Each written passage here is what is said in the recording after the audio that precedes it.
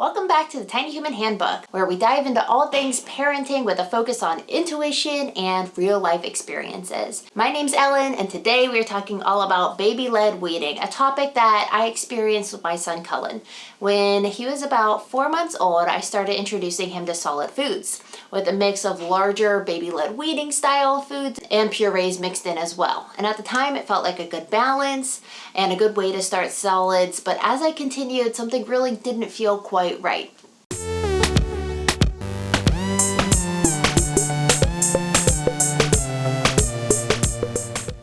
And that's when I came across the book, Essentials of Baby-Led Weaning, and that was a game changer. It made me realize that true baby-led weaning and spoon feeding don't mix because spoon feeding is more parent-led. It also made me reflect on starting solids at 4 months and how it might have been a bit early for Cullen to truly lead the process. So after reading the book, I decided to switch to a full baby-led weaning approach. And I'm excited to share more about what I learned and how it's impacted our feeding journey. Whether you're new to BLW or you're ready to refine your approach a little bit, stick around for some valuable insights and tips. So what is baby-led weaning? It's often abbreviated as BLW, and it's a method of introducing solids where babies feed themselves right from the start. Unlike traditional spoon feeding, where the parent controls what and how much the baby eats, BLW allows the baby to explore food at their own pace and choose food from the options provided. It emphasizes the importance of offering whole pieces of food that the baby can grasp and bring to their mouth. So this approach not only encourages self-feeding, but often helps develop fine motor skills, hand-eye coordination, and a sense of independence. So when do you start BLW? One of the key aspects is knowing when your baby is ready. So typically this is around 6 months of age or sometime in the second half of their first year, but every baby's different. So some signs to look for to see if your baby's ready for BLW. One is sitting up unassisted. Your baby should be able to sit upright without a lot of support, and that's crucial for safety in eating. Head control, your baby should have the ability to hold their head steady and control movements. 3 is interest in food. If your baby is reaching for your food, showing curiosity about what you're eating, that's a good sign that they're ready to start exploring solids. 4 is ability to bring objects to their mouth and grasp them. This shows that your baby has the necessary motor skills to handle food independently. So starting BLW at the right time ensures that your baby is physically ready to handle the new textures and shapes of solid food, which makes the whole experience more enjoyable and safe. So my journey with baby-led weaning: when Cullen was about 4 months old, I started introducing him to solid foods. I began with a mix of larger BLW style foods as well as purees, thinking this would give him the best of both worlds. At that time, it seemed like a balanced approach, so I was excited to see him explore new tastes and foods and textures. But as we continued, I started feeling like something was off. It felt more like I was directing the process rather than letting him lead, and I had a lot of questions about it. So then I discovered the book, Essentials of Baby-Led Weaning. This was a real eye-opener for me. It clearly explained that you can't mix baby-led weaning with a little bit of spoon feeding because spoon feeding is inherently parent-led. Revelation for me. Mixing the two methods, I wasn't truly allowing Cullen to lead his feeding journey. So the book also made me reflect on starting solids at 4 months old. While it seemed appropriate at the time and we got the okay from his pediatrician, I feel like it might have been early and he might not have been ready to take the lead. So changing my approach, I decided to switch to a full baby-led weaning approach after reading the book, which meant no more spoon feeding and allowing Cullen to take more control of his eating. And this was a significant change. He began to explore food more independently, and it was incredible to see his skills and confidence really grow. So with this new approach, it also aligned better with my parenting philosophy of encouraging independence and self-discovery. So to get you prepared for baby-led weaning, safety is first. So that's the top priority, and I've got a couple of tips for you to keep in mind.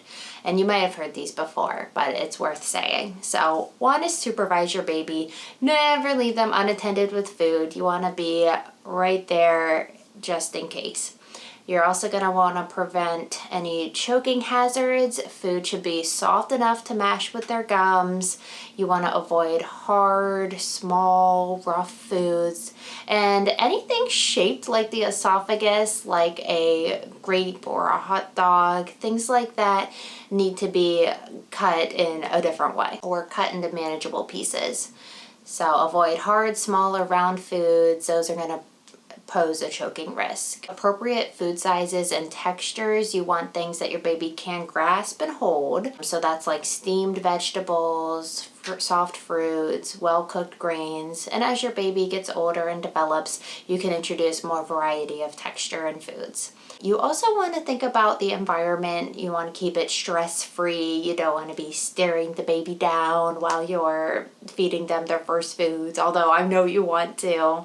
You also want to make sure you've got the proper equipment. They can, of course, sit right in your lap, or if you want to use a high chair, make sure that it is sturdy and safe and something that they can eat off of that's clean and not breakable. We've used silicone bowls. We also use some metal or stainless steel bowls. They're easier to clean for me. And then it's important too to have your baby right up at the table, right where you're eating, enjoying the family meal experience together so that they can watch you and see how things are done. And to make the process smoother, you can meal prep. You can cut things into the appropriate size and store things in the fridge or the freezer. Keep the environment really stress-free. So mealtime should be relaxed and unhurried. Your baby should have time to explore and play with the food, and it is totally normal for babies to make a mess. As they're learning to feed themselves, embrace the mess as part of the feeding and learning process. You'll be well on your way to a successful baby-led weaning journey if you know that any mess really can be cleaned up later. So there's some choices you need to make about your baby's first food. You want to make sure they have a positive and nutritious start to their journey with solids. So here's some ideas. You've got soft fruits, avocado slices, really soft pears. Those are going to be easy for your baby to grasp and mash with their gums. There's also steamed vegetables, carrot sticks, broccoli florets, sweet potato wedges. You want those steamed until it's soft enough for your baby to handle and chew. Foods like quinoa, rice, oatmeal, those can be prepared in a way that's easy for your baby to pick up and eat. When preparing the foods, ensure they're cut into pieces large enough for your baby to grasp, but small enough to minimize choking risks. There's also allergies or intolerances. You want to make sure you introduce allergens carefully. So to do it safely, talk to your baby's pediatrician if there's like a family history. So those are signs like hives, vomiting, difficulty breathing. If you notice those symptoms, of course, stop feeding the allergen, talk to the pediatrician. So I want to go over some benefits of baby-led weaning. There's a lot of benefits to choosing this. One, it's going to encourage independence and fine motor skills. Letting your baby feed themselves, you're helping them develop their hand-eye coordination and fine motor skills. Picking up food, bringing it to their mouth, that's really good practice for those skills. You've got exposure to a variety of textures and flavors. You're allowing babies to explore different textures and flavors right from the start. So this could possibly prevent picky eating habits, give them a varied diet as they grow. And family mealtimes and bonding is another advantage. So it allows your baby to join in on the family meal. Eating together is going to promote family bonding. You're giving them the benefit of observing you while they eat to figure out the social cues and how the whole ritual of eating as a family together works. There's also some common issues I want to go over. Number one, I know you already know it, is messiness. Baby-led weaning is messy and it's part of the process. So you can use bibs, you can go no clothes. The mess is just a sign of your baby's exploration and their growth. You also got the worry of picky eating. So babies may be selective about what they're eating. Just want to keep it stress-free by encouraging them to try new foods, offering it a number of times. They say that you may need to offer a food 10 times before a baby tries it, but parents often give up after 3 or 4 times. So offer a balanced diet that includes fruits, vegetables, proteins, and grains. And if you're concerned about their nutrition, consult the pediatrician for guidance on this. So if you can recognize the challenges of baby-led weaning, hopefully that helps you make the process a little bit smoother and more enjoyable for you, your family, and your baby. Try to have your baby eat at the same time as the rest of the family. This is going to help them feel included, help them observe how others eat. So prepare meals that the whole family can enjoy. So make minor modifications to make sure that the foods are safe and appropriate for your baby, but try to keep the process simple and smooth by one meal for everybody. If you've got older siblings, involve them in the process. They could help set the table. They can also model good eating habits. So if they can make meal times more interactive and fun for the baby, that's great. You also want to stay patient and flexible. So understand all babies are different. It's going to take varying amounts of time for different individuals to feel like they are safe and comfortable with eating. Don't stress if there's days where your baby eats less. Babies are great at regulating their intake. Their appetite can vary from day to day. So just keep offering a variety of foods, even if your baby rejects them at first. It could really take a lot of exposures before they accept the new food. The key is to create a supportive, positive environment where your baby can develop healthy eating habits and a love for a wide range of foods, similar to how you do other things with your baby. To wrap up, let's recap the key points of baby-led weaning.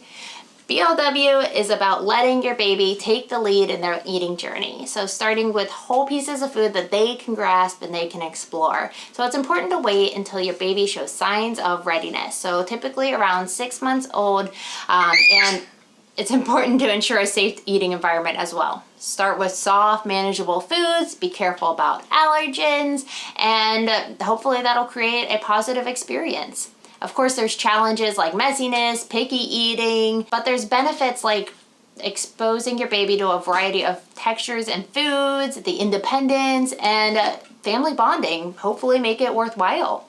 So every baby's different. What works for one might not work for another.